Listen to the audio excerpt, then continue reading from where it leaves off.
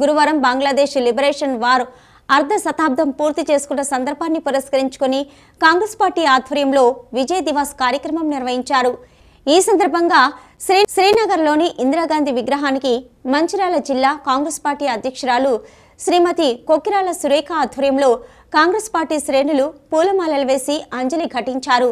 ఈ సందర్భంగా సురేఖ మాట్లాడుతూ బంగ్లాదేశ్ యుద్ధం సందర్భంగా ఇందిరాగాంధీ చూపిన తెగువ అభినందనీయమని కొనియాడారు। 1971లో జరిగిన బంగ్లాదేశ్ లిబరేషన్ వార్కు 50 ఏళ్లు పూర్తవుతుందని డీసీసీ అధ్యక్షురాలు సురేఖ తెలిపారు। ఈ కార్యక్రమంలో బ్లాక్ కాంగ్రెస్ అధ్యక్షుడు పుదరి తిరుపతి, మున్సిపల్ ఫ్లోర్ లీడర్లు ఉప్పలయ్య, సుర్మిల వేణు, డిప్యూటీ ఫ్లోర్ లీడర్లు మజీద్, నస్పూర్, పట్టణ అధ్యక్షులు భూపతి శ్రీనివాస్, మహిళా కాంగ్రెస్ జిల్లా అధ్యక్షురాలు పెంట రజిత, పట్టణ అధ్యక్షురాలు హేమలత, ఎస్ఎస్ఎల్ పట్టణ అధ్యక్షుడు రేగుంట రమేష్, కాంగ్రెస్ పార్టీ కౌన్సిలర్లు, నాయకులు, కార్యకర్తలు పాల్గొన్నారు।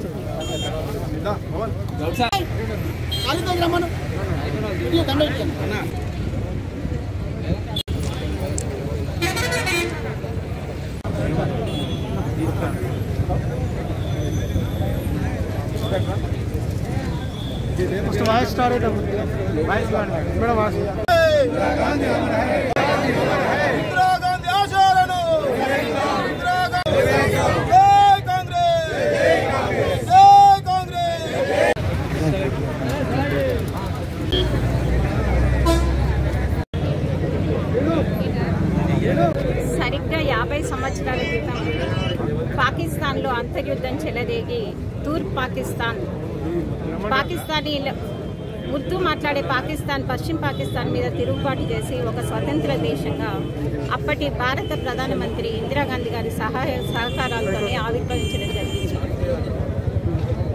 దేశ విభజన సమయంలో ఉర్దూ మాట్లాడే ప్రాంతాలని పాకిస్తాన్గా విభజించడం జరిగింది।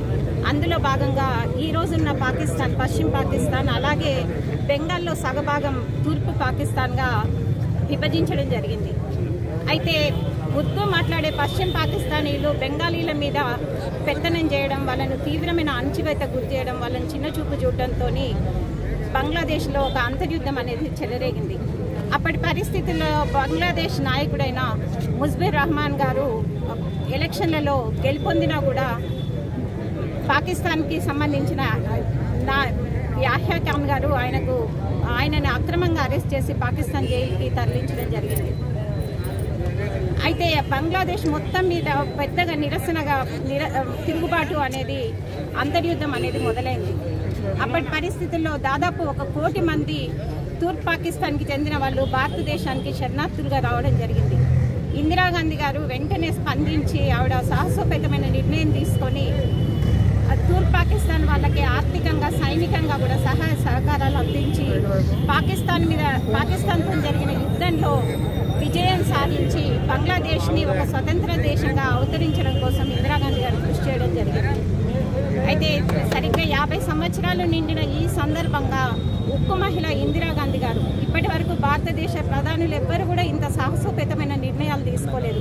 పదే పదే మన మీద కవ్వింపు చర్యలకు పాల్పడే పాకిస్తాన్కి బుద్ధి చెప్పాలన్న ఉద్దేశంతో ఇందిరాగాంధీ గారు ఆ రోజు తూర్పు పాకిస్తాన్కి సహాయ సహకారాలు అందించి బంగ్లాదేశ్ ఒక స్వతంత్ర దేశంగా ఆవిర్భవించడానికి కృషి చేస్తారు। ఈ సందర్భంగా ఇందిరాగాంధీ గారికి ఘన నివాళులు అర్పించడం జరిగింది। ఇలాంటి ఒక ప్రధానమంత్రి మన భారతదేశానికి గర్వకారణం।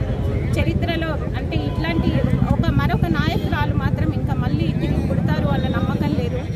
ప్రతిపక్ష నాయకులు కూడా ఆ రోజు ఇందిరాగాంధీ గారిని ఆవిడ చనిపోయిన సందర్భంగా పోడడం జరిగింది। అప్పుడున్న వాజ్పేయి గారే ఇందిరాగాంధీ గారిని దుర్గామాతగా అభివర్ణించడం జరిగింది। అలాంటి ఉర్దూ మహిళ ఇందిరాగాంధీ గారు మన భారతదేశ ఖ్యాతిని ప్రపంచానికి తెలియజెప్పిన ఆ మహానాయకురాలికి ఈరోజు ఇక్కడ ఘనంగా నివాళులు అర్పించడం జరిగింది। ఇందిరాగాంధీ వర్ధంతి రోజు మరి ఆవిడకు నివాళులు అర్పించడం జరిగింది మంచిర్యాల పట్టణంలో కాంగ్రెస్ పార్టీ తరఫు నుండి। 1970కి ముందు మేడం చెప్పారు, 1970కి ముందు ఏదైతే పశ్చిమ బెంగాల్లో భారతదేశంలో బెంగాల్ నుండి విడిపడ్డ పశ్చిమ బెంగాల్లో ఎప్పుడైతే పాకిస్తాన్ వాళ్ళ ఆధీనంలో ఉన్నప్పుడు అక్కడ ఉన్న మైనారిటీ హిందువుల మీద అరాచకాలు అకృత్యాలు ఎన్నో చేయడం జరిగింది। దాన్ని దృష్టిలో పెట్టుకొని భారతదేశానికి వాళ్ళనందరినీ కాంతిశీకులుగా మనం అలో చేసుకోవడం జరిగింది. అప్పుడు ప్రపంచంలో ఏ దేశం కూడా బంగ్లాదేశ్ను ఒక స్వతంత్ర దేశంగా గుర్తించలేదు. కానీ శ్రీమతి ఇందిరాగాంధీ గారు మరి బంగ్లాదేశ్ని స్వతంత్రంగా దేశంగా గుర్తించిన మొట్టమొదటి ప్రధానమంత్రి మన ఇందిరాగాంధీ గారు. మరి ఇంతటి సాహసం చేసిన ఆ నాయకురాలకి ఈరోజు మేము ఘనంగా నివాళులు అర్పించడం జరిగింది. ఆవిడ లాంటి ఒక నాయకురాలు ఈ దేశంలో పుట్టినందుకు భారతీయులుగా మనం